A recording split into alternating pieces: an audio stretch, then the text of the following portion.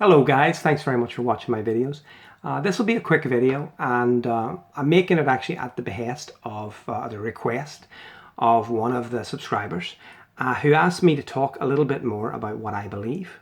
I'm reluctant to tell you what I believe, and that is not for the reason you might think. Some people think that you don't tell people what you believe because you don't want to offend and you don't want to make enemies. Therefore lose subscribers and all that jazz. That's not why I don't say. I don't really tell people what I believe much because, so what? It's none of my business to make you change your beliefs, and I don't really want to get into a big, oh, you're wrong, no, you're wrong, no, you're wrong. Well, let's have a big fight about it. I don't want to do that, and it's not my thing. And life's too hard without making artificial barriers between you and people who you don't even know. So that's why I don't talk about what I believe much, but I'm gonna on this rare occasion. So Rose, this is for you, and I hope you're well. I am an agnostic, okay? That is it. I'm gonna read you the definition of agnostic, and then I'm gonna tell you what it means to me, and then you can do whatever you please with the information, or you can even forget about it. Probably best. An agnostic is one who believes it is impossible to know anything about God or about the creation of the universe and refrains from commitment to any religious doctrine. I would say that's the dictionary reference. I would say it is impossible to know anything about God or the creation of the universe definitively. That's what I would say.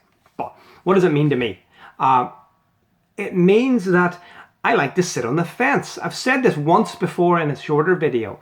I think it's fine to sit on the fence, okay? Because when on the other side of the fence are bunches of raging assholes, not all, but many, why the hell would you want to be involved in them? Secondly, if God exists, and I sincerely hope such a thing is true, brilliant. I don't feel that any confident and responsible God needs my approval. If he's going to do what he's going to do, great, and I will support him. If he's not, I'm tired of spending my life trying to justify why he doesn't intervene in things.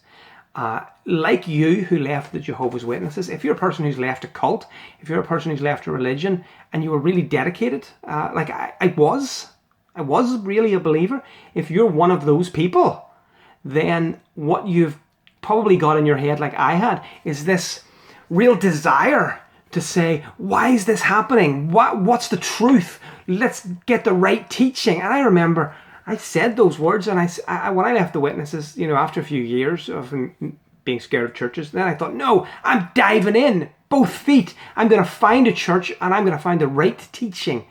And I did, and I searched church after church after church. I went to other cults, the Mormons and all kinds, and nothing I found had the right teaching. And then I thought to myself, well, listen, why am I putting all this on myself? Why is this my responsibility? There's other things that I'm not qualified to discuss either. I'm not qualified to discuss your medical situations or your financial situations because I don't have those qualifications.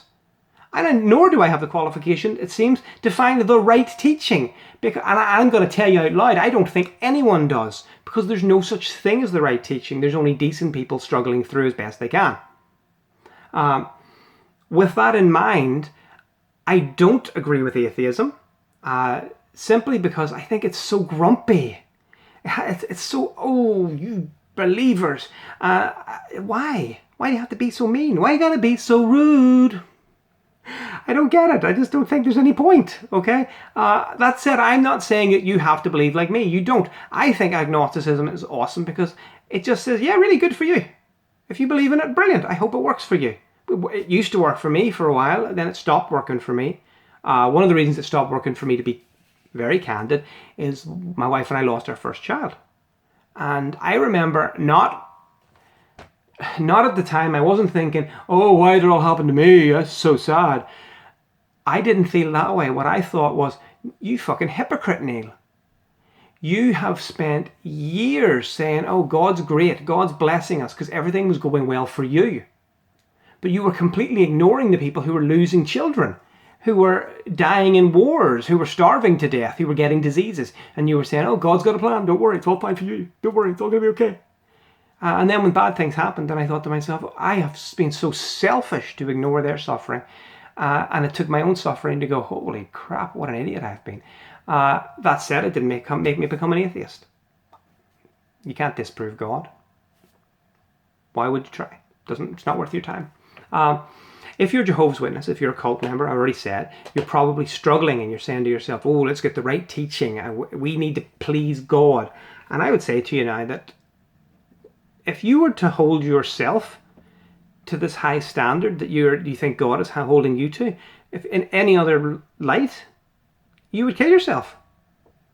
You couldn't do it. If you were to say, oh, no, I must please my wife. I must be exactly perfect for her. I must do everything perfect for my children or my friends. People would look at you and go, you're going crazy. You just do your best. Well, why can't you do your best for God? If he's real, great. He'll appreciate the effort. If he's not real, well, you try to live your life well. Best of luck to you. Anyway, that's my theory. That's my philosophy at the moment on life. Maybe it'll change. Come back in 2 years, maybe I'll have a skull cap on, pray into the Wailing Wall, I don't know. I do have Jewish ancestry, Israel's looking a bit better these days. I don't know.